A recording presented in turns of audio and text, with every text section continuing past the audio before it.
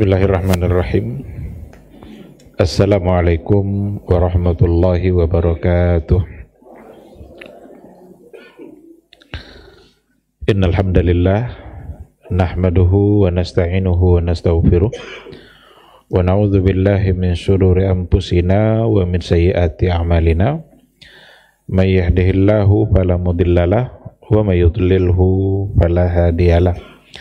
Asyhadu an la ilaha illallah wahdahu la syarikalah wa asyhadu anna Muhammadan abduhu wa rasuluhu la nabiyya wa la rasula ba'dah. Ikhwati fillah, hadirin hadirat, kaum muslimin dan muslimat yang dimuliakan Allah. Kembali kita bersyukur kepada Allah Subhanahu wa taala. Alhamdulillah, pada malam hari ini kita kembali dipertemukan oleh Allah Subhanahu wa taala dalam majelis ilmu. Mudah-mudahan ketika kita dimudahkan oleh Allah Subhanahu wa taala untuk menuntut ilmu, itu adalah merupakan pertanda bahwa Allah mencintai kita. Pertanda bahwa Allah menginginkan kebaikan untuk kita. Karena dalam hadis Nabi, dia mengatakan, "May yuridillahu bihi khairan yufaqihu fid din." Siapa yang Allah ingin dia mendapatkan kebaikan, maka Allah jadikan ia paham agama. Maka ia mudahkan untuk memahami agama dan dia mengerti dan agamanya. Dan salah satu dari cara atau wasilah untuk memahami agama tentu saja adalah hadir di majelis ilmu. Itulah sebabnya hadir di majelis ilmu itu mendapatkan fadilah dan keutamaan yang sangat besar.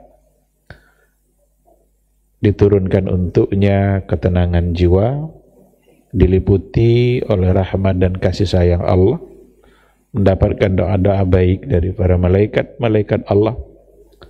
Itu semua adalah merupakan balasan yang akan diberikan oleh Allah Subhanahu wa taala untuk mereka-mereka yang selalu belajar, selalu muzakarah, selalu bermudarasah mendalami agama Allah.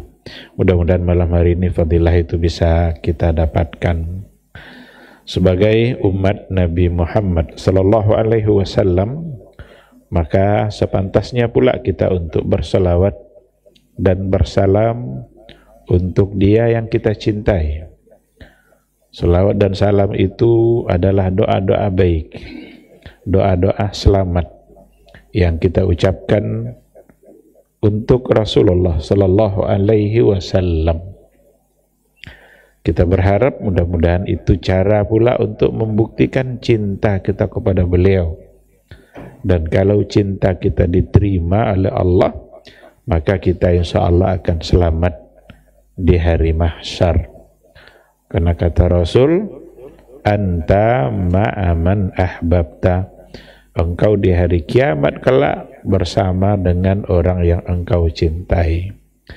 Jadi kalau sekiranya kita di hari mahsyar bersama dengan Nabi, kira-kira kita selamat atau tidak? Selamat insya Allah. Maka tentukan pilihan dari sekarang.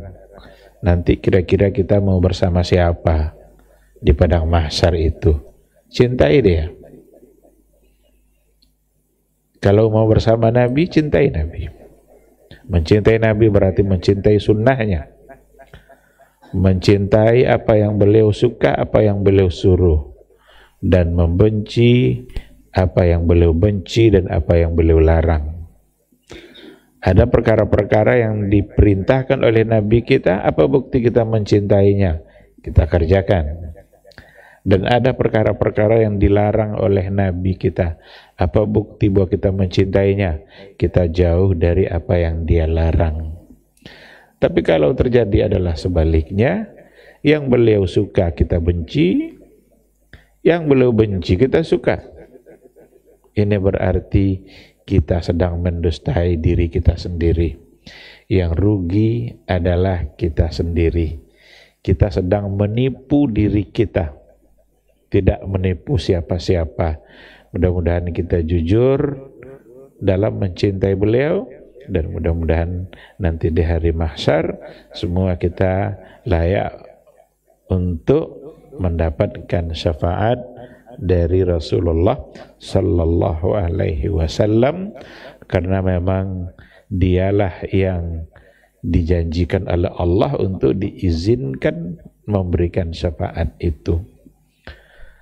Dan kemuliaan bagi seorang hamba Allah umat Nabi Muhammad ketika nanti diizinkan untuk mendapatkan syafaat itu, mudah-mudahan kita adalah orangnya. Amin, amin ya rabbal alamin. Ikhwati fillah, ma'asyiral hadirin wal hadirat, rahimani Allah wa iyyakum. Kembali kita melanjutkan kajian Syama'il Muhammadiyah, hadis-hadis yang menceritakan sifat-sifat Rasulullah sallallahu alaihi wasallam, baik yang berkaitan dengan fisik atau berkaitan dengan akhlak, etika, budi pekerti. Semua itu adalah bagian dari Syama'il Muhammadiyah. Sekarang kita masuk pada hadis yang ke-35. Hadis yang ke-35 itu datang dari Abdullah ibnu Mughaffal dengan sanadnya. Bismillahirrahmanirrahim. Qala al-musannif rahimahullah, haddatsana Muhammad ibnu Bashar qala haddatsana Yahya ibnu Sa'id an Hisham ibnu Hassan anil Hasan an Abdullah ibni Mughaffal qala naha Rasulullah sallallahu alaihi wasallam anit tarajjuli illa ghibba, rawahu Abu Dawud wan Nasa'i, Ibnu Hibban, At-Tabrani wa Tirmidzi, hasanun sahih. Hadisnya adalah hadis hasan sahih. Diceritakan kepada kami oleh Muhammad ibn Bashar. Muhammad ibn Bashar berkata, menceritakan kepada kami oleh Yahya ibnu Sa'id. Yahya ibnu Sa'id mengambilnya dari Hisham ibnu Hassan, dari Hasan dan dari Abdullah ibnu Mughaffal. Abdullah ibnu Mughaffal ini yang sahabat. Abdullah ibnu Mughaffal al-Muzani, sahabiyun jalilun min ahli bai'atir ridwan. Beliau adalah salah seorang dari yang ikut bai'atur ridwan, perjanjian Ridwan. Ada satu perjanjian yang terjadi antara Rasulullah sallallahu alaihi wasallam dengan orang-orang Quraisy ketika mereka terhalang dalam melakukan umrah. Dihalang, tidak boleh. Mereka harus kembali ke Madinah, nantinya baru boleh untuk melaksanakannya. Itu pun dalam waktu yang sangat terbatas. Beliaulah yang merupakan sumber dari hadis kita malam hari ini. Apa kata Abdullah ibnu Mughaffal? Naha Rasulullah sallallahu alaihi wasallam. Rasulullah sallallahu alaihi wasallam melarang. Apa yang dilarang oleh Nabi? Anit tarajjuli illa ghibba. Rasul melarang untuk menyisir rambut illa ghibba, kecuali ghibba. Apa arti ghibba di sini? Ghibba di situ diartikan di sini marratan ba'da marrah, sekali-sekali. Ini sebagai kelanjutan penjelasan dari apa yang kita jelaskan pada hadis yang sebelumnya. Karena hadis yang sebelumnya itu dikatakan bahwa salah satu dari sunnah Nabi adalah menyisir rambut dari sebelah kanan. Karena Rasulullah sallallahu alaihi wasallam yuhibbut tayammun fi tuhurihi idza tatahhar. Rasul itu suka memulai dari sebelah kanan melakukan sesuatu apabila dia bersuci, berwudu umpamanya, dimulai dari anggota yang sebelah kanan. Mandi pun itu dimulai dari anggota yang sebelah kanan. Wa fi tarajjulihi idza tarajjal, dan pada saat dia menyisir rambut dia mulai dari sebelah kanan. Wa finti'alihi idzan ta'al, dan pada saat dia memakai sandal. Salah satu dari sunnah Nabi dalam hadis ini adalah menyisir rambut dari sebelah kanan. Tapi pada hadis yang berikutnya yang datang dari Abdullah ibn Mughaffal, Nabi melarang untuk menyisir rambut kecuali marratan ba'da marrah, sekali-sekali. Artinya adalah bukan berarti kita dilarang untuk menyisir rambut, karena menyisir rambut adalah bagian dari sunnah Nabi, kita memulainya dari sebelah kanan. Tapi yang dilarang oleh hadis ini adalah janabi waqatu dak sikap buat. Eka sebantau-sebantau sikap buat. Sebantau-sebantau sikap lo boleh. Jak 10 minit sikap boleh. Maka Rasul melarang illa ghibba, kecuali sekali-sekali. Kalau sekali-sekali itu baru dia menjadi baik, menjadi sesuatu yang dianjurkan. Dari hadis ini saya kira sangat mudah sekali untuk kita pahami, karena dikuatkan nanti oleh hadis yang kedua. Hadis yang kedua persis sejalan dengan itu. Kalau tadi dalam bentuk larangan, artinya Nabi melarang yang lain.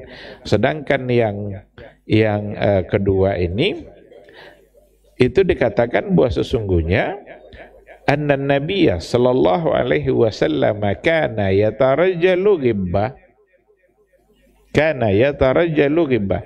Sesungguhnya Nabi kita sallallahu alaihi wasallam adalah yatarajjalu ghibah, dia menyisir rambutnya sekali-sekali.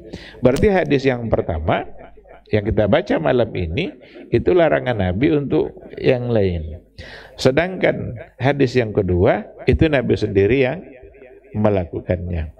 Kalau seandainya sudah Nabi melakukannya dan kemudian ada larangan untuk yang lain, maka berarti berlakulah itu untuk semua. Karena ada nanti perkara-perkara Nabi melakukan, bisa saja itu hanya untuk Nabi, ketika dia tidak menyampaikannya kepada yang lain. Ketika Nabi nikah lebih dari 4, dan itu tidak pernah ada anjurannya oleh Nabi untuk selain dia, tapi dia melakukannya. Yang ada justru larangan lebih dari 4. Kalau seperti itu berarti yang dilakukan oleh Nabi merupakan perkara yang khusus hanya untuk Nabi. Kalau kita tengok hadis yang dua ini, pertama Nabi melarang jangan lakukan kecuali sekali-sekali. Hadis yang kedua dikatakan sesungguhnya Nabi sendiri kalau dia menyisir rambutnya, dia yatarajjalu ghibba, dia melakukannya sekali-sekali. Hadis yang kedua ini tidak disebutkan nama sahabatnya, tapi di sini dikatakan cuma an rajulin min ashabin Nabi. An rajulin, dari salah seorang sahabat Nabi. Ini Humaid ibnu Abdurrahman dari rajulin min ashabin Nabi, dari salah satu sahabat Nabi, tidak disebutkan namanya. Andaikan ada riwayat yang datang dari sahabat tapi tidak disebutkan namanya, maka di sini dikatakan ibhamus sahabi la yadur. Ketika nama sahabat itu tidak disebutkan, itu tidak merusak kualitas hadis. Tapi kalau selain sahabat yang tidak disebutkan, maka menjadi bermasalah. Kenapa kalau sahabat andaikan pun tidak disebutkan namanya, tapi pasti dia sahabat, kenapa tetap diterima riwayatnya? Karena ada kaidah as-sahabatu kulluhum udul. Sahabat itu semuanya adalah terpercaya.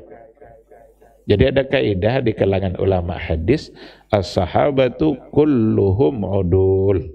Sahabat itu semuanya adalah adil, terpercaya. Karena mereka adalah orang yang hidup di generasi terbaik, generasi yang langsung dibina, dididik oleh Nabi, yang memang mereka adalah orang-orang yang terpercaya. Maka ketika sanad hadis ini dikatakan rajulin min ashabin Nabi, ada yang mengatakan dia itu adalah Hakam ibnu Amr, ada yang mengatakan Abdullah ibnu Sirjis, ada yang mengatakan Abdullah ibnu Mughaffal, seperti yang sebelumnya. Jadi ada perbedaan, tapi tidak bisa dipastikan. Artinya ada kemungkinan-kemungkinan untuk yang tiga tadi. Maka ketika disebutkan rajulin tanpa memastikan, jika di situ itu adalah sahabat, maka itu tidak merusak kualitas hadisnya. Hadisnya tetap menjadi hadis yang dapat diterima, apalagi sejalan dengan hadis yang sebelumnya yang dinyatakan oleh ulama seperti Imam Tirmizi sebagai hadis hasanun sahih. Di sini sebenarnya ada dalam ilmu mustalahul hadis itu ada penjelasannya oleh para ulama ketika dikatakan status hadis hasanun sahih. Kok ada dua ini? Padahal hasan sahih itu kan dua tingkatan. Sahih yang lebih tinggi, di bawahnya ada hasan. Tapi ketika dikatakan hasanun sahih, ini yang mana yang betul nih, hasan atau sahih? Jadi ini kata para ulama, andaikan ada istilah itu dan datang dari Imam Tirmizi umpamanya, maka ada dua kemungkinan. Pertama, ada dua jenis jalan periwayatan. Satu jalannya adalah hadisnya hasan, yang satu jalan lagi hadisnya sahih. Karena bisa terjadi seperti itu. Atau hasanun di situ hasan mim babil lughah. Hasan mim babil lughah berarti hasan dari sisi bahasa apa? Apa arti hasan? Baik. Hadis ini baik dan hadis itu sahih. Jadi hadisnya sebenarnya sahih, tapi ketika disebutkan ada kata hasan itu bisa saja mimbabi al-lughah. Sedangkan yang kedua, anrajulinnya tidak bermasalah, artinya tidak memudaratkan, tidak merusak kualitas hadis, karena memang ada hadis sahih sebelumnya yang menguatkan. Dari hadis ini secara terang dapatlah kita pahami bahwa sesungguhnya bagaimana kita harus selalu menjaga, memelihara, merapikan rambut kita, itu sesuatu yang bagus untuk dilakukan. Bahkan Nabi pun melakukannya. Hanya saja dikatakan janganlah sampai kita menghabiskan waktu kita hanya untuk urusan rambut saja. Kalaulah habis waktu kita untuk urusan rambut, itu gambaran dari kehidupan kita, kecenderungannya adalah untuk mengurus dunia, bukan untuk mengurusi persoalan akhirat. Jadi simbol-simbol seperti itu ternyata Nabi mewanti-wanti supaya kita tidak terjebak kepada itu. Jadi banyak hal-hal yang memang sikap itu satu sikap, sama seperti mubazir itu sikap, tabzir itu yang sangat disukai setan. Coba ada hadis Nabi begini, jangan kalian mubazir berwudu meskipun kalian berwudu di pinggir sungai. Masuk kita ke pinggir sungai itu berwudu, jangan mubazir. Coba kira-kira, andai kan kita mubazir pakai air di pinggir sungai, basuh muka mubazir, basuh tangan mubazir, berkurang air sungai itu. Terus Nabi kok larang? Sifat, sikapnya. Jadi sikap itu yang disukai syaitan. Berarti ada tabiat kita yang suka melakukan tabzir. Nah, ini juga lah kira-kira begitulah logikanya atau analoginya. Nabi melarang kita untuk menyisir rambut kecuali sekali-sekali. Apa artinya? Supaya kita tidak menyibukkan diri kita untuk perkara-perkara yang ternyata itu hanya untuk perkara dunia. Kalau dalam musim haji umpamanya orang kadang berdebu rambutnya, apakah akan menjadi doanya tertolak? Kan enggak kan? Justru malah semakin bisa dekat dengan Allah. Nah, artinya di sini dikatakan yang diambil faedah dari sini di hadis ini diantaranya adamul mubalaghati fi umuriz zinati wat taraf. Tidak boleh berlebih-lebihan, tidak boleh mubalaghah fi umuriz zinati wat taraf pada perkara-perkara hias menghias atau perkara-perkara yang sifatnya kesenangan duniawi. Tidak boleh kita berlebih-lebihan, menghabiskan waktu hanya untuk itu.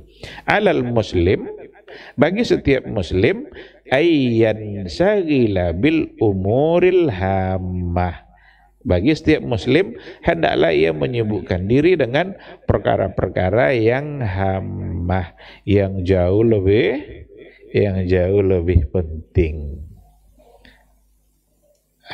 Jadi hadis ini tidaklah bertentangan dengan yang sebelumnya, karena yang sebelumnya dikatakan bahwa Nabi menyisir rambut dari sebelah kanan, itu sebagai sebuah sunnah.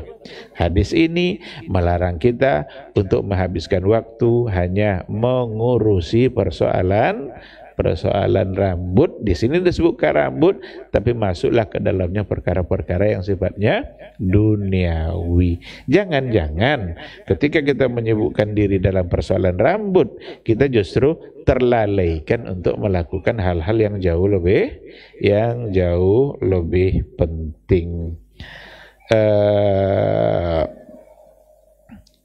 Bahkan di sini dikatakan bal hunaka man tarakal wajibat wa jalasa amamal mir'at.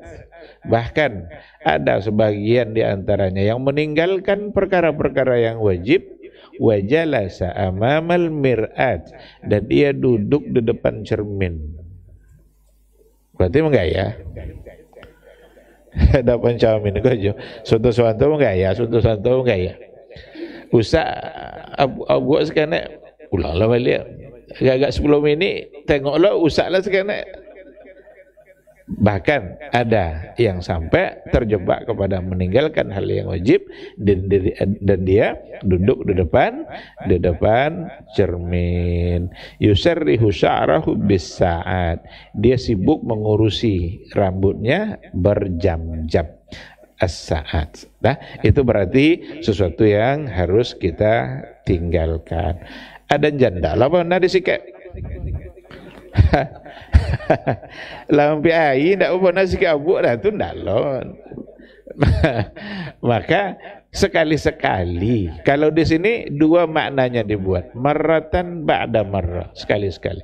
Yang kedua, yauman ba'da yaum, sehari.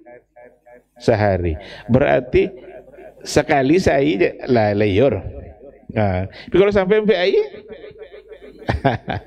tentu sesuatu yang tidak pula sampai seperti itu. Jadi jangan pula terlalu lama, jangan pula terlalu sering sehingga menghabiskan waktu untuk perkara-perkara yang sifatnya hiasan-hiasan duniawi. Memang di sini dikatakan wa dzalika innama yaliku bin nisa. Memang dikatakan tadi ndak baca urut tu dak sabi. Karena dan menggaya itu biasanya disukai oleh wanita. Apalagi kalau laki-laki melakukan, berarti laki-laki yang seperti meniru-niru kebiasaan wanita. Kalau wanita dia untuk suaminya, dia ingin berhias untuk suaminya, malah itu adalah sesuatu yang sangat diharuskan. Justru jangan sampai terbalik. Jangan sampai terbalik. Memang kasih kalau nak kapasu asal jam bacamin. Tapi kalau untuk suami tidak perlu camin. Jadi mesti ada hal-hal yang memang agama kita sudah mengatur secara baik. Semua itu perkara yang sangat hikmah diatur oleh Allah melalui Rasulullah Sallallahu Alaihi Wasallam. Baik, kita masuk pada bab yang kelima, babu majaa fi syaibi Rasulullah Sallallahu Alaihi Wasallam. Bab tentang riwayat yang berkaitan dengan ubannya Nabi. Syaibi Rasulullah. Syaibun itu uban, rambut yang sudah putih. Dan memang itulah ketentuan Allah untuk kita. Allahul ladzi khalaqakum min dha'fin tsumma ja'ala min ba'di dha'fin quwwah tsumma ja'ala min ba'di quwwatin dha'fa wa syaiba. Itu kata Allah. Allah lah yang menjadikan kalian bermula dari lemah. Tsumma ja'ala min ba'di dha'fin, kemudian Allah jadikan setelah lemah kuat. Tsumma ja'ala min ba'di quwwatin, dan Allah jadikan pula setelah kuat itu dha'fan wa syaiba, lemah dan beruban. Jadi itulah perkembangan kita. Itu tidak bisa kita elakkan. Canda apa dia membeli perlengkapan apa nomor untuk muda kan boleh jangan tua, tak bisa. Tua kan datang ya. Itulah ketentuan Allah. Jadi dialah Allah yang telah menciptakan kalian berawal dari dha'fin, lemah. Dari lemah Allah jadikan kuat. Setelah kuat kembali Allah jadikan lemah wa syaibah, lemah dan beruban. Adalah riwayat yang berkaitan dengan uban Rasul. Dan itu menunjukkan kesempurnaan catatan sejarah bagi Nabi. Karena memang tidak ada manusia manapun yang catatan sejarahnya sesempurna Nabi kita Muhammad sallallahu alaihi wasallam. Di dunia ini yang paling sempurna catatan kehidupan dia adalah Nabi Muhammad sallallahu alaihi wasallam. Dari semua nabi yang ada, nabi kita yang paling lengkap. Inilah sampai uban Nabi pun ada riwayat. Bagaimana sahabat-sahabat dia dek sahabat tegak uban Nabi? Ada kan? Bilang 16. Tidak ada yang putih kecuali 16. Ada yang bilang 20. Tidak lebih dari 20 lembar. Nah itulah. Ada berapa riwayat? Kita coba tengok. Hadis pertama datang dari Anas ibn Malik dari sanadnya Muhammad ibn Bashar, Abu Daud, akhbarana Hammam Qatada qala qultu li Anas ibn Malik. Jadi Qatada berkata kepada Anas ibn Malik. Apa kata Qatada? Hal khadaba Rasulullah sallallahu alaihi wasallam, apakah Rasul itu pernah mewarnai rambutnya?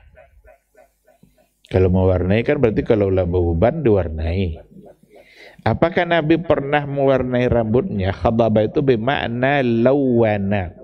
Lawana itu launun artinya warna, mewarnai. Apakah pernah? Qala lam yablugh dzalik. Anas mengatakan lam yablugh dzalik. alun sampai ndak sampai kebutuhan Nabi itu untuk mewarnai abu, ndak perlu diwarnai, itulah kira. Karena rambut Nabi tetap kelihatannya hitam. Walaupun ada yang putih, tapi keberadaan yang putih itu seolah-olah ndak ada, dan ndak ada kebutuhan Nabi untuk mencatnya, mewarnainya. Inna makana syaiban fi sudghaihi. Sesungguhnya yang adalah uban Nabi itu, yang rambutnya putih itu, fi sudghaihi. Sudghaihi itu diartikan di sini adalah rambut yang terletak antara mata dan telinga. Ke mata, ke telinga. Ada buat sekali. Yang disitulah ada syaiban.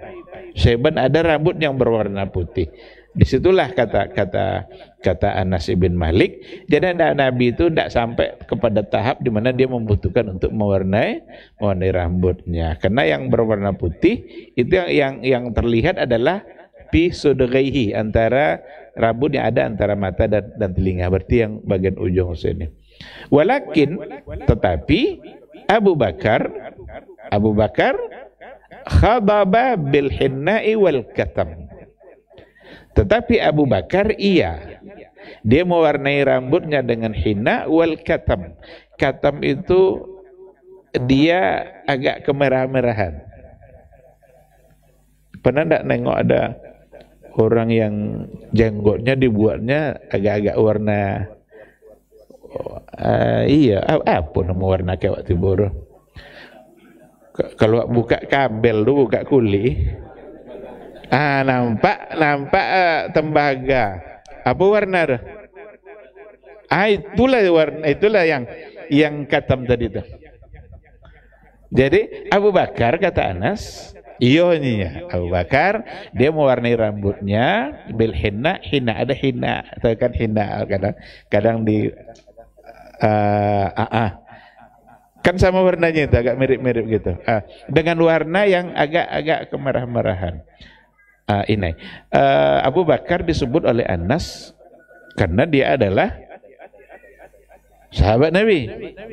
Kalau Nabi tidak sampai ceritanya, tidak perlu dah. Tapi Abu Bakar, berarti Abu Bakar beban dia. Tetapi dia mewarnai rambutnya dengan warna yang agak ke merah-merahan. Ada banyak riwayat nanti yang mengatakan tidak boleh mewarnainya dengan warna hitam, kecuali ada pengecualiannya itu, kecuali saat berperang. Saat berperang berarti boleh nampak apa kan gagah kan. Kalau lebahuban, loyo-loyo itu kan galak aja musuh kan. Tapi kalau tidak boleh dan warna hitam kecuali berperang. Tapi kalau tidak untuk tujuan itu, maka menjadi terlarang. Karena nanti bisa-bisa kalau yang tua dirubah lagi rambutnya menjadi muda, jangan-jangan melupakan dia kepada umur tuanya. Sangkoyo mundur ya kan. Jangan-jangan dia terjebak kepada hal-hal yang tidak baik. Masuk waktu. Tidak banyak bunyi-bunyi aja lah. Jadi hadis ini rawahu al-Bukhari wa Muslim wa Ahmad wa Tirmizi. Bukhari, Muslim, Ahmad, Tirmizi. Sebenarnya para ulama ketika mengatakan rawahu al-Bukhari wa Muslim, kadang sudah merasa cukup dengan dua nama itu. Walaupun kadang ada yang lain meriwayatkan, tapi kalau sudah disebutkan rawahu al-Bukhari wa Muslim, itu sudah dianggap menjadi cukup. Karena ketika Bukhari yang sudah meriwayatkan, memang menjadi hadis yang disepakati oleh para ulama untuk diterima. Tetapi sebagian, seperti ada pada buku ini, tetap menyebutkan yang selain dari yang keduanya. Maka di sini termasuk diantaranya Imam Ahmad, Imam At-Tirmizi, dan hadis ini adalah statusnya sebagai hadis yang sahih. Kita jawab dulu suara azan insyaallah.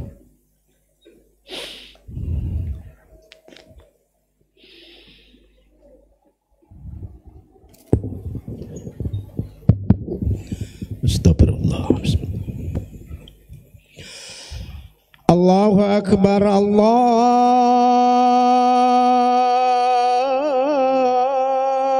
Akbar,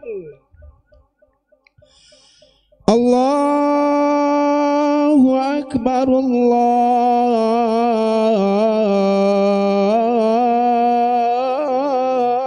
Akbar. Asyhadu an la ilaha illallah.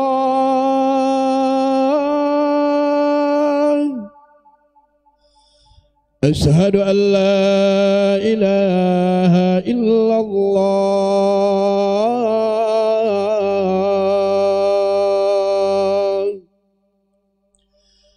Asyhadu anna Muhammadar Rasulullah.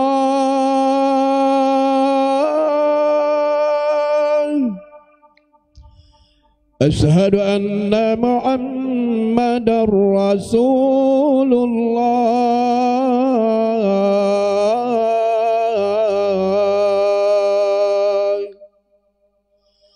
Hayya 'alas shalah.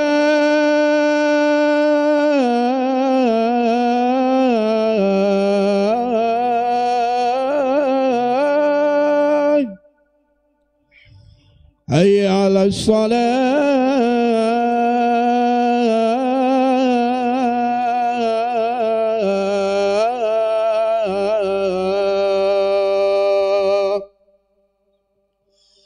Hayya 'alal falah.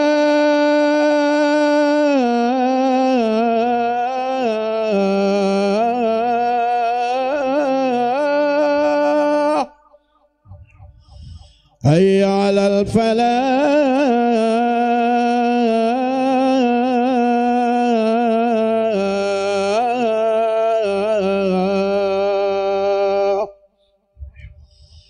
Allahu Akbar, Allahu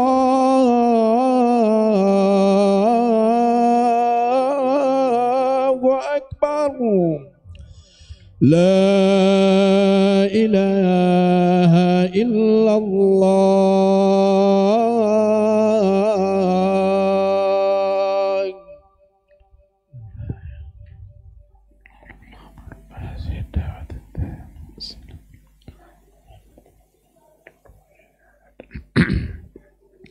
Bismillahirrahmanirrahim. Alhamdulillah wassalatu wassalamu ala Rasulillah wa ala alihi wa sahbihi wa mawala. Ikhwati fillah, ma'asdarul hadirin wal hadirat, rahimani Allahu wa iyyakum. Tadi sudah kita bacakan satu hadis di mana Qatadah bertanya kepada Anas ibn Malik, apakah Nabi pernah mewarnai rambutnya, dan Anas mengatakan lam yablugh dzalik. Artinya tidak sampai hajat Nabi untuk mewarnai itu, likillati syaibi, karena sedikitnya uban. Apakah hadis Anas itu mengatakan bahwa apakah hadis itu mengatakan bahwa Anas itu mengatakan bahwa Nabi tidak mewarnai, atau sekadar mengatakan sebenarnya Nabi tidak memerlukan itu?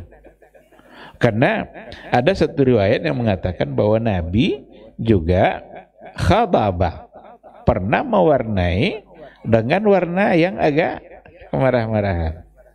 Nah, maka dikatakan di sini sesungguhnya disebutkan dalam hadis Anas ini, fi hali Anas bin Malik yadullu ala annahu lam ya'lam anna ar-rasula fa'ala dzalik.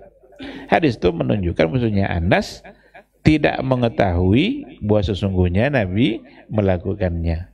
Padahal dalam hadis lain ada yang mengatakan Nabi pernah mewarnainya.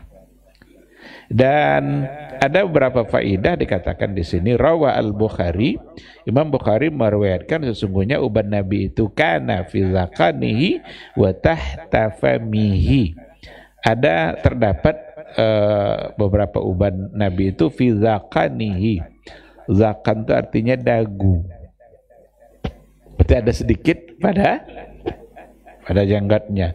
Wa tahta famihi, dan yang di bawah bibir.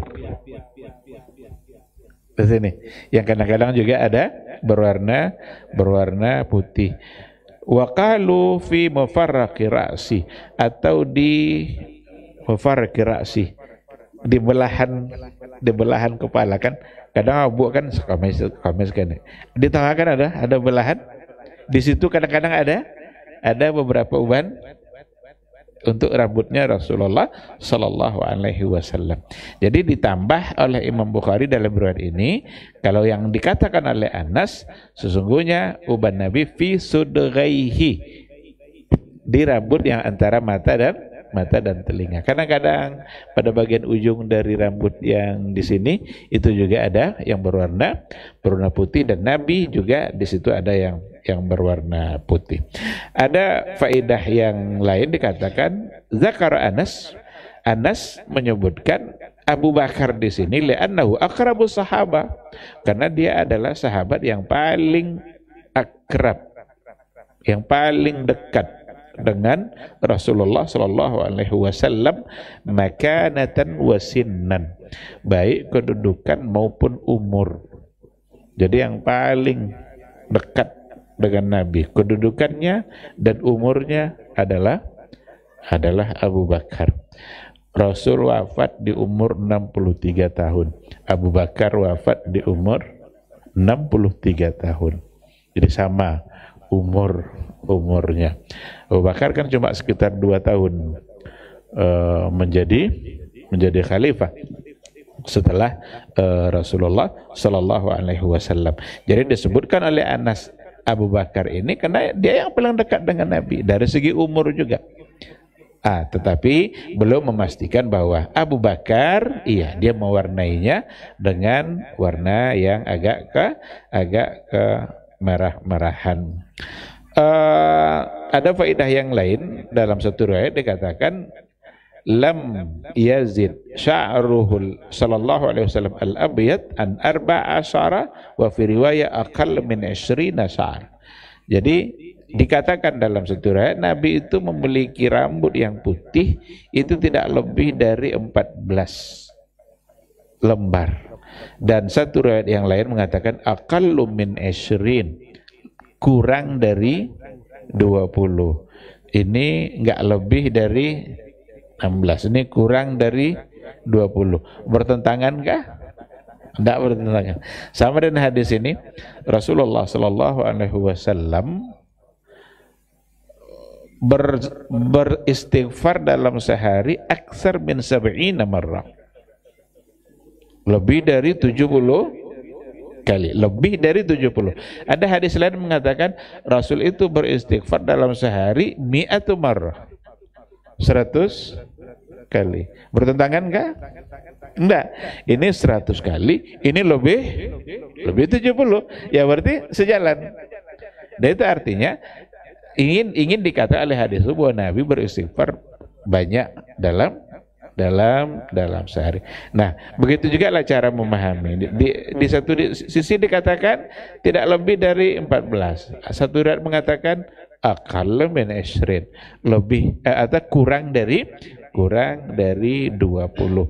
Dan itu menggambarkan bahwa jumlah rambut Nabi yang putih itu sangat sedikit sekali, yang sebenarnya kata Anas tidak memerlukan untuk diwarnai. Bahkan ada dalam hadis yang terdapat dalam buku ini juga dikatakan Nabi itu idza dahana ra'sahu lam yura minhu syaibun. Nabi itu kalau meminyaki rambutnya, kalau dikasihnya minyak rambutnya itu lam yura minhu syaibun, tidak nampak lagi ubannya itu, karena minyak rambut biasanya membuat rambut menjadi mengkilat, jadi tertutup ubannya. Wa iza lam yudhin ru'iya minhu, tapi kalau dia tidak kasih minyak nampak. Jadi kalau dikasihnya minyak seolah-olah tidak ada ubannya. Begitulah sedikitnya. Dan kalau dia tidak kasih berarti iya. Dan ini juga memperkuat hadis yang pertama tadi, bahwa Nabi tidak tiongok jauh minyak. Berarti ada saat di mana dia kasih minyak, dia sisir baik-baik. Tapi ada saatnya ternyata tidak melakukan itu, dan dua-duanya menjadi perhatian sahabat sehingga mereka meriwayatkannya. Di sini ada faidah, ada pelajaran yang bisa diambil dari hadis ini. Zalla Rasulullah sallallahu alaihi wasallam mutamatti'an bi syababihi wa sihhatihi wa jamalihi. Rasul sallallahu alaihi wasallam itu senantiasa menikmati kondisi syababi, mudanya dengan sedikit uban, wa sihhatihi wa jamali, dan dia juga menikmati sehat, wa jamalihi, dan keindahannya, hatta tiqali ila jiwari rabbi, sampai dia wafat pun ternyata dia diberikan kesehatan oleh Allah, diberikan ketampanan, tidak berubah, dan bahkan seolah-olah dia tetap menjadi syabab, muda dengan uban yang tidak banyak. Kemudian ada pelajarannya, jawazu talwin syaibi bisawadi ma'al humra. Boleh untuk mewarnai rambut yang beruban itu dengan warna as-sawadi ma'al humra, hitam yang bercampur dengan merah, artinya warna yang kemerah-merahan. Kalau hanya dengan hitam saja berarti menjadi sesuatu yang terlarang. Ya, seperti yang dikatakan tadi, kecuali kalau untuk menjelang berperang. Jadi supaya terlihat lebih gagah. Mungkin ini ajalah yang kita bahas pada malam hari ini. Barangkali ada yang ingin ditanyakan. Seandainya ada, dipersilakan. Iya.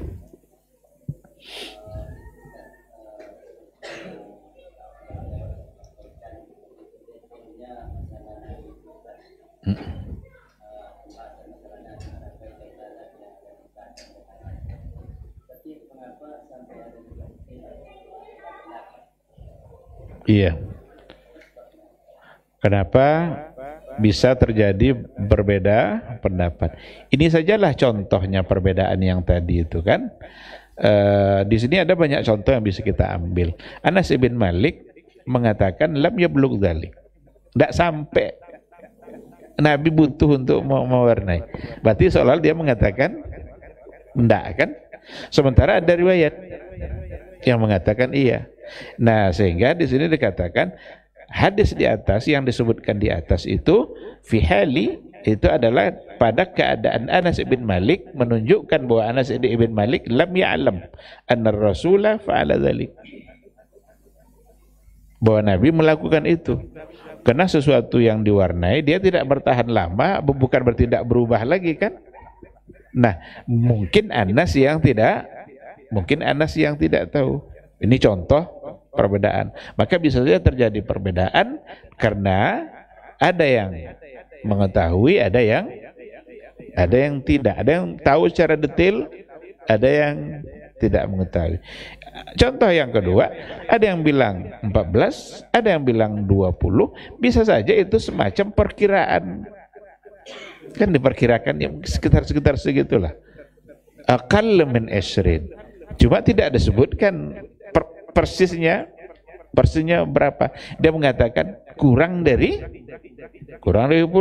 Yang satu mengatakan tidak lebih dari 14. Jadi tidak lebih dari 14, ini kurang dari 20. Bisa saja itu semacam perkiraan. Perkiraan ya bisa dengan tidak menyebutkan angka pastinya berapa. Itulah diantara kenapa bisa terjadi.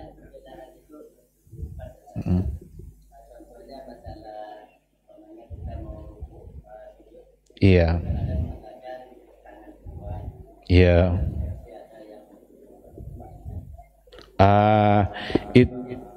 Iya. Itu berarti bukan fokus pada sifat Nabi. Kemungkinan terjadi perbedaan itu ya bisa pada masalah-masalah furu'iyah dalam ibadah. Dan perbedaan yang ada pada furu'iyah ibadah itu banyak sekali, bahkan lebih banyak daripada yang disepakati. Masalah yang disepakati dalam ibadah sangat sedikit. Andaikan ada 100 masalah dalam sholat, itu 70 yang diperselisihkan. Berarti yang disepakati mana banyak? Banyak tidak disepakati. Tentu ada sebab. Ya kan? Itu nanti masuk pembahasannya kepada asbab ikhtilaf al-ulama. Sebab-sebab kenapa para ulama berikhtilaf. Banyak sekali sebabnya. Di antara ada yang sampai riwayat itu kepada mereka, ada yang tidak. Jadi ada satu riwayat sampai kepada imam ini, tapi ada riwayat yang mengatakan tidak. Contoh yang salah satu contoh disampaikan oleh Ibnu Hazm itu tentang pendapat Abu Hanifah. Kata Ibnu Hazm, Abu Hanifah mengatakan bahwa akikah itu bid'ah. Terbayang, akikah bid'ah. Apa hadisnya? Nabi ditanya tentang akikah. Faqala la uhibbul uquq. Saya tidak suka uquq. Diartikan sebagai akikah. Dan kata Abu Hanifah, akikah itu kebiasaan jahiliyah. Dulu pada masa jahiliyah, kalau lahir anak disembelih, darah itu dilumuri ke kepalanya bayi itu. Dan tidak sampai kepada Abu Hanifah hadis yang mengatakan bahwa Nabi mengakikahkan Hasan dan Husain. Maka jumhurul ulama mengatakan akikah adalah sunnah, karena Rasul mengakikahkan Al-Hasan wal Husain kapsan. Ada lagi yang amlahain gitu kan, yang bertanduk, yang berdaging. Jadi di antara sebabnya ada yang sampai padanya riwayat, ada yang tidak. Sebab kedua, ada riwayat semuanya sampai. Imam A, B, C, D sampai semua riwayat itu sama dia. Berarti sama-sama mendapatkan hadis itu. Cuma menurut sebahagian ini hadisnya tidak sahih. Menurut yang satu ini hadisnya adalah sahih. Terjadilah perbedaan. Atau dua-duanya sahih. Sama-sama bilang ini hadisnya sahih, tapi mereka berbeda dalam memahami makna yang ada dalam hadis. Ini salah satu yang ada pada apakah dengan lutut dulu atau tangan. Itu karena ada perbedaan mereka di dalam memahami nas yang ada. Dan mereka semua memakai hadis itu.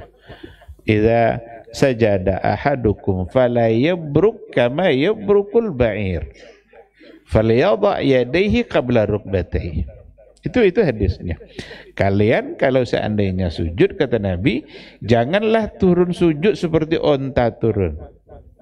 Falyadha yadayhi qabla rukbatayhi. Maka hendaklah mendahulukan tangan, setelah itu baru lutut. Berarti secara zahir hadis itu apa? Tangan dulu baru lutut. Nabi mengatakan jangan seperti onta. Onta seperti apa turunnya? Tangan dulu. Sawak sekolah bantah gini doang. Ada dia. Jangan.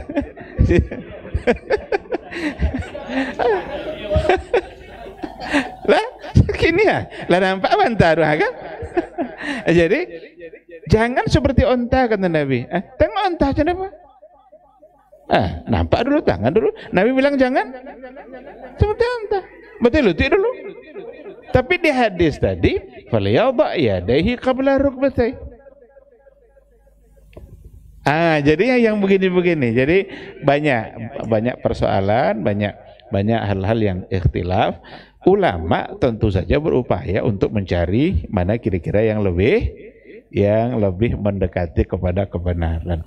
Maka untuk masalah ikhtilaf yang didasarkan dalil itu harus berlapang dada. Bismillah jahar ndak jahar ndak, jangan bantah-bantah dulu, ndak kan selesai. Karena kalau bisa selesai deh Imam Syafi'i. Kan ya? Lah selesai deh Imam Malik. Ndak ada orang zaman kini sejauh Imam Syafi'i, ndak ada. Tapi kenapa tetap juga perbedaan itu ada? Ndak akan selesai deh. Nah, tapi ketika nanti perbedaan itu ada dalil ndak. Jangan batahan ju ndak ada dalil ke apa pegang ju. Hanya kadang ada pula asal ada ulama yang mengatakan asopol atau pilih ada ulama mengatakan boleh amalkan, ini salah. Tapi jika ada ulama yang berbeda dengan dalil yang berbeda, maka dan dalil itu memang dalil yang muktabar, bukan sekadar analisa aja, maka bisa. Jadi bukan sekadar ikhtilaf, tapi ikhtilafnya itu apakah memang berdasarkan kepada dalil atau tidak. Karena memang luar biasa persoalan ikhtilaf kalau tidak disikapi secara baik. Coba takbiratul ihram di awal sholat itu sepakat. Itu ijma itu. Semua ulama mengatakan asal namanya sholat mesti diawali dengan takbiratul ihram. Cara takbir?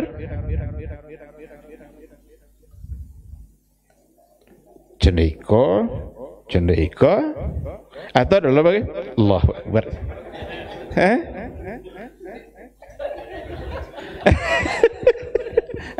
Yang ada di hadis cendeiko dong. Iya, uzunain. Cendeiko ikonya yang uzunain.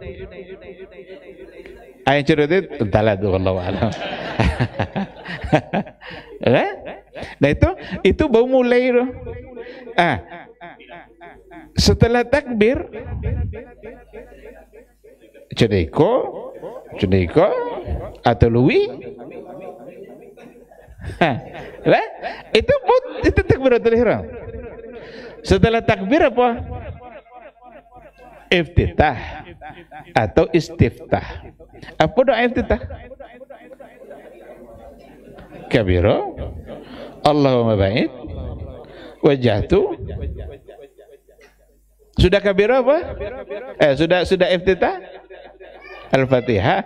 Fatihah bismillah jahar atau enggak? Setelah selesai Al-Fatihah kita ucapkan amin. Amin jahar atau enggak? Dalam mazhab Hanafi amin tidak dijaharkan. Jumhur ulama waladdallin amin. Dalam mazhab Abu Hanifah waladdallin. Antak jangan aja. Ada amin do tapi tidak dijaharkan.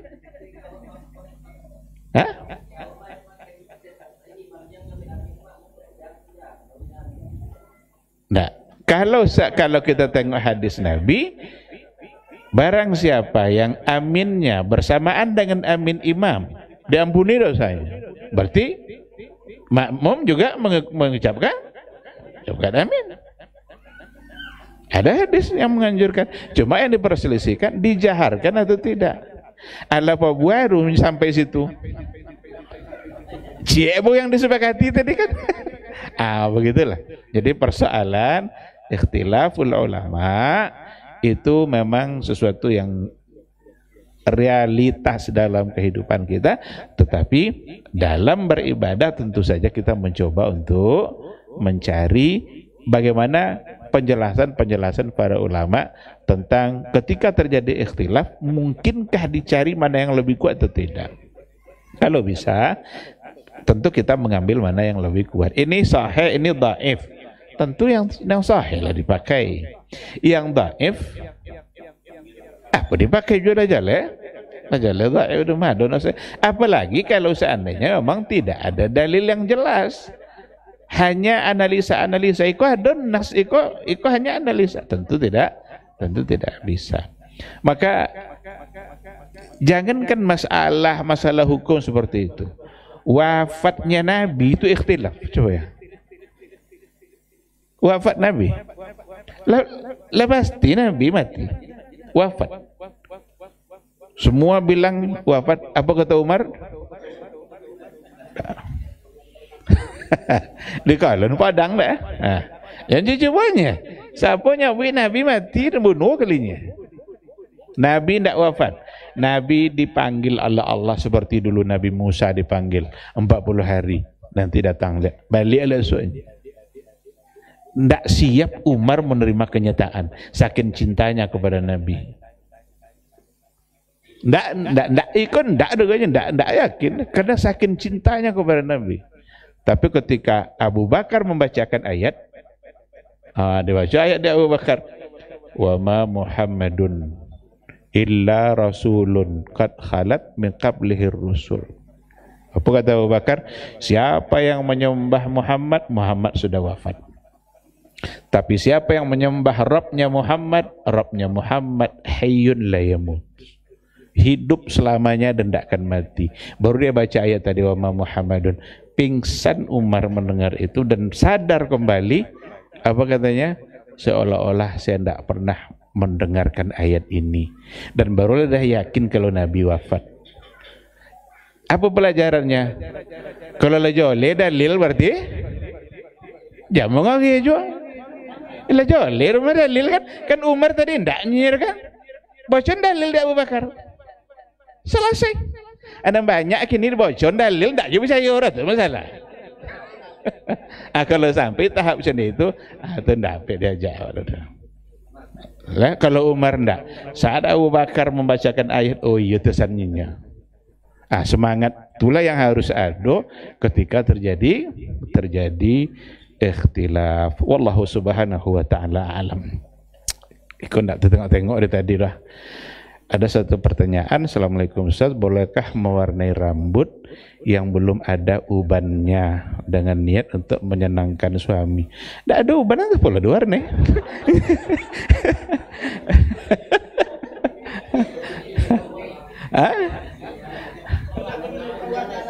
Ke warna partai mau kan? Nyadong 3 warna abu, oke? Wallahu alam. Cuma ada beberapa penjelasan yang pernah saya tengok, kalau tujuan untuk suami dalam persoalan rambut itu ada semacam kebolehan. Tapi perlu ditengok dulu secara detail sumber dari apa yang saya katakan tadi, apakah memang dibolehkan atau tidak. Tapi berhias untuk suami itu yang jelas memang adalah sebagai sesuatu yang bagus tentu saja.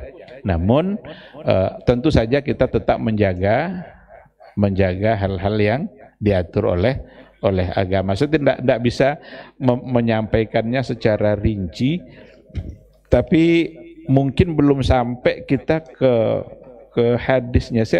Saya ada terbaca sedikit, andaikan diwarnai dengan warna yang lain, itu ada semacam kebolehannya, tapi dengan tujuan yang tadi itu untuk berhias di hadapan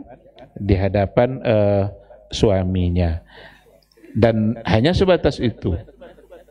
Kalau kini 3 warna buat cakap untuk kepasu deh, untuk tampil melagu deh bagai kalau itu kan untuk suami, berarti hanya urusan di dalam rumah, dan itu hanya suaminya yang melihat, dan yang digunakan juga sesuatu yang tidak menghalangi untuk hal-hal yang lain kan, karena ada di antara warna yang bisa menghalangi, umpamanya kayak tangan kau ada cat kan, dia menghalangi sampainya air wudu. Nanti kalau mandi janabah gimana? Itu kan ada hal-hal lain yang harus dijaga. Mewarna-warni seperti ada pada hadis ini bukanlah sesuatu yang permanen. Mungkin dia bisa berubah kembali dengan warna yang sebelumnya. Wallahu subhanahu wa ta'ala a'lam. Baik, ikhwati fillah, ma'asyiral hadirin wal hadirat rahimani Allahu wa iyyakum. Saya kira sampai di sini dulu kajian kita malam hari ini. Mudah-mudahan bermanfaat bagi kita bersama. Semoga Allah terus memudahkan kita untuk belajar dan menuntut ilmu, dan semoga majelis kita diberkahi. Amin amin ya rabbal alamin. Subhanakallahumma bihamdika asyhadu an la ilaha illa anta astaghfiruka wa atubu ilaik. Wassalamualaikum warahmatullahi wabarakatuh.